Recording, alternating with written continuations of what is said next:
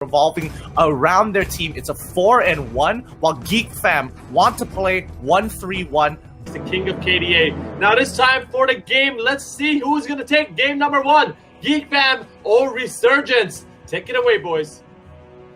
Now we're looking at Arts walking in towards the trap immediately. It could have actually been first blood, but he managed to walk away safely. So he's going to be able to say, hey, good try right there. We're going to be walking right back. But hey, it forces the Uranus to actually fall back. So that's good news enough. So they actually have a little bit more of that smooth cruise for Resurgence. Yeah, that was a really good call by Resurgence. They expected them to try and go for some information up to the top rush, and you know they really punished Arts this time around. So he's not going to get the first wave as efficiently. And Resurgence, I like the way that they actually distributed their team composition instead of leaving. I was expecting Farza and KZP to be in one lane and LY4 and Sync into the other, or maybe some kind of variation between the two. But instead, they made sure that they had the Gushing, and I'm assuming they kind of knew that Arts was prepared to go against the Thalmos, so he did take a lot of armor emblems, and you can see the amount of damage that Sync was able to pump out. So let's see how this goes. So once again, Jason and Zorn going 1v1 against each other, and Zorn should be able to win this out after his burst. Jason forced to back away up into the top side. Yeah, of course, soaking a little bit more EXP before he goes back. While Santa is actually suffering a little bit blow here. This is first blood going over to Geek Fam and Feeks. The king of KDA representing Geek Fam here is still at it once again.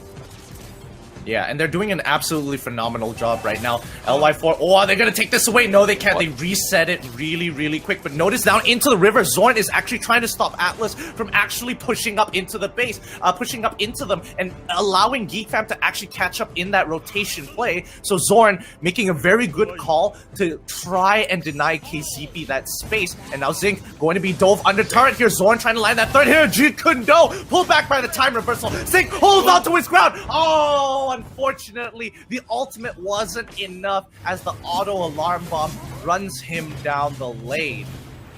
Oh, this looks pretty bad. Like, we're looking at the second kill for Feeks as well, and we've definitely looked at Sync on how he moved pretty well, but here comes KZP though. What a big burst coming from LY4! They returned the favor! And right now, Resurgence will equalize that kill score. That was so well played by KZP. Zoroveki had his ultimate, but he bothered to flicker just to catch him off guard. So a good return kill coming in from Resurgence, but that doesn't mean that Geek Fam is completely out of this bout. Turtle is going to be the next objective, being contested by both teams. Geek Fam, they know this, but I think they might consider sacrificing or looking for a pick. Zorn is getting uncomfortably close. Feathered airstrike coming through. This is going to deny the space that Geek Fam wanted to get as Resurgence take control and take away the turtle. Right now, we're looking at Zorn potentially going in for a setup, looking for a Sync once again, but here the Dragon kicks him back, but that's not going to be enough to actually burst him down, but they won't go back to take down Zorn as he overextended a little bit. Great sort of mechanical skills being shown from both sides, but it's LY4 hopping right back in for those kills. And you have to kind of give credit to Zorn there, because he did have his flicker available, but he saw the amount of time that CC was on him, and he knew he was going to die even if he flickered and Shunpo'd out of the way. The tenacity isn't going to be enough to save him in that situation, so he's being very efficient. But notice the rotations coming in from Resurgence as they play towards the top side of the map. You can see Sana, he's hovering, he's ready to respond to mid lane if necessary, as Geek Fam find the capture out to LY4, popping the Blazing Duet here. The Purify is going to keep him alive. Arts holding his ground, but he's going to be going down real soon. The first to fall from the side of Geek Fam, but a quick catch by Geek Fam, making sure that LY4 goes down as well. Good trades coming in. Geek Fam come up on top because they're trading their offlaner for LY4. In any case, that will always be worth it. Yeah, and of course, although Arts did dive right in, it was a really great counter engagement once again coming from Geek Fam to respond it so well to find LY4. Of course, they tried to catch him at first, but he did pop out that Purify, so they have to actually do it on the second take, which did cost one of their members, which honestly isn't too much. Eventually, late game, Arts will still do what he needs to do with that sort of a split push, as well as getting most of all these Resurgence members way too occupied. But I do wonder, can Geek Fam right now contest for that turtle that just came up online? It's going to be a little bit tough because they are sending members and prioritizing the top side of the map to try and punish Sync, and Arts can only do so much as Uranus. He can feed information, but I don't think he can steal away the turtle from the side of Resurgence without taking too much damage back. Because remember, Sync is running an Execute as well, so even the tankiest of members, if you're below 10% HP, you're within his kill range, and he doesn't even have to pop an ability to use it. That's right, but speaking of popping abilities here, Fatter Airstrike almost getting Arts clipped down, but he will still be able to actually survive, while Sync is already cutting the way for RSG, looking to eventually secure that bottom side tower, while the top side has been pushed over from the side of Geek Fam, and they are looking to actually do a little bit of trading right here. Well, there's of course that buff going over in the hands of LY4. Yeah, they're just trying to alleviate the pressure for the side of Resurgence here. Oh no, Zorn getting a pretty big G couldn't know, but again, he got caught up once again. Dominus is going to be the next to fall as Sync, making sure he lands his Sword Spike. And that's what I said. That's Sword Spike lands, you're going to die. And Sync just purchased this Lightning Truncheon, so the snowball has only just begun for Resurgence here. They're going to take control of this game for the next 3 minutes until Geek Fam look for the pickup that they're looking for, because Zorn hasn't been able to find it, but KZP with an amazing fatal chains there. The perfect match into the fatal links. A wombo combo of the century. They're trying to break Geek Fam's soul in this best of 5. That was the most beautiful play that I've ever seen in the grand finals, and in the blink of an eye, they picked up all 3 members, Artsfink as well as Becky here, alongside with a Blazing Duet, just raised them through. Oh my, I really gotta see that in the replay once again if we ever gonna get that. But, oh my. KZP definitely surprised members of Geek Fam right across the wall.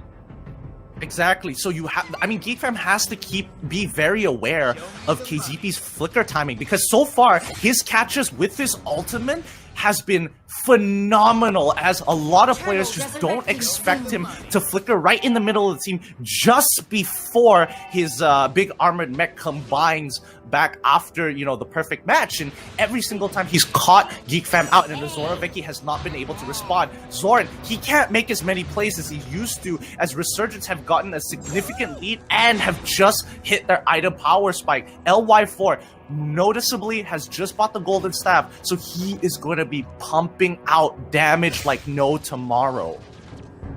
That's right, things are looking pretty much scary. LY4 is looking to actually take one more buff away from Geek Fam, and with that, they are looking to slowly crash right in towards the bottom, as the next objective is still pretty much far away. So, with that being said, they really have to do something about the mid lane turret at the same time, but we're looking at Zorn being pretty much prepared to actually take on the fight. He's been stalking for quite some time here, but let's see what they possibly pulled out. Whoa!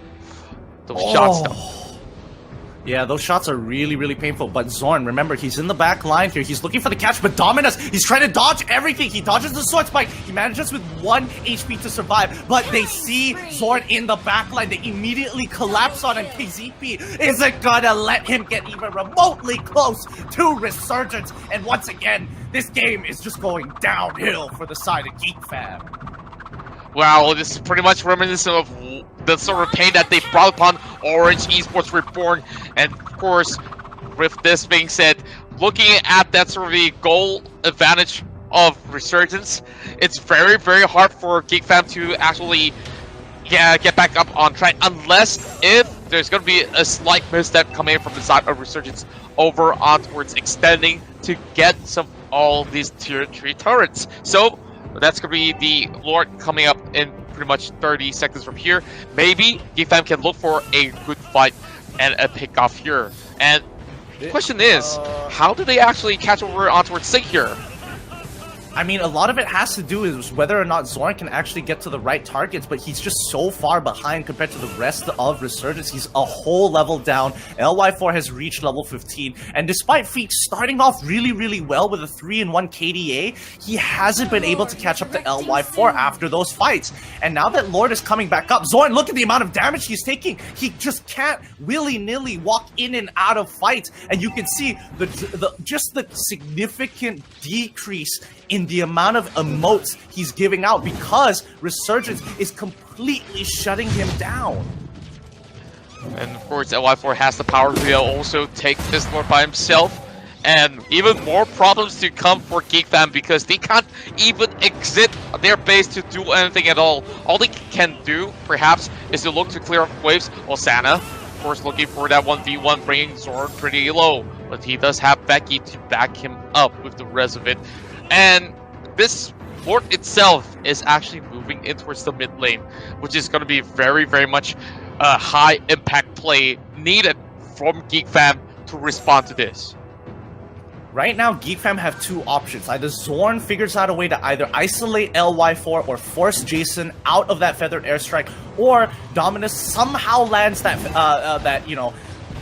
flame shot onto Jason again, but this is not looking good. They're trying to break into the inhibitor's base. Zorn looking for the angle, but just doesn't seem to find it yet, as Dominus using the yin-yang overturn early to clear out the waves. So Zoraveki, he can't walk up too far. He has to time this ultimate because right now he is in no position to save his team. Resurgence, just like a bank, are increasing their compound interest, gaining more and more gold as the game goes by. KCP forces himself to walk back out, but Sana has been isolated. He's going to be going down, but the immortality is going to save him. Are they able to turn this around as LY4 comes in with a huge blazing sweat? He's overextended. The tower shot has killed him. KCP, the next to fall. Sig is still one of the best mid laners in our country, has done it again and cleaned up the rest of the team, leaving Jason almost at 50% HP against Zorn. He's going to end this game. Jason unfazed by Zorn's tenacity takes this game. Their response in the draft was on point right after the Vicky pick. The cushion pick was amazing. I have to say in this particular game, the weakest link for Geek Fam here, because again, a lot of these fights were based around his time first.